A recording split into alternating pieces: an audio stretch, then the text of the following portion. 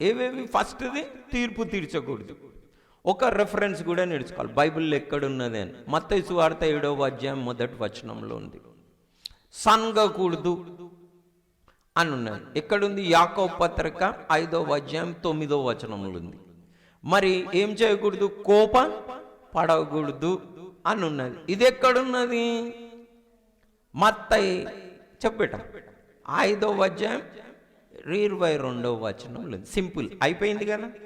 మనం ఈరోజు వచ్చి ఏం నేర్చుకున్నాం చర్చిలో అంటే అవి నేర్చుకుని చాలా ఎక్కువ. మీరు ఖచ్చితంగా పరలోకం పోయే ఛాన్సెస్ ఎక్కువ ఉంటాయి ఇవి కనుక చేస్తే. చర్చి డెకరేషన్ చేసిండ్రు అనుకోండి, స్టార్లు కట్టిండ్రు అనుకోండి, అక్కడ ఏం మార్కులు లేవు. మీరు కట్టుకుంటే నాకేమైనా బాధనా? బాధ లేదు. చాలామంది కడుతున్నారు, మంచిగా సెలబ్రేట్ చేస్తున్నారు, కానీ ఏం మాడట్లేదు, అబద్ధాలు మానట్లేదు, తీర్పు తీర్చుట మానట్లేదు, సన్గుకొనుట మానట్లేదు, కోపపడుట మానట్లేదు. డెకరేషన్ చేయమని రాత్రంతుండి డెకరేషన్ చేస్తారు.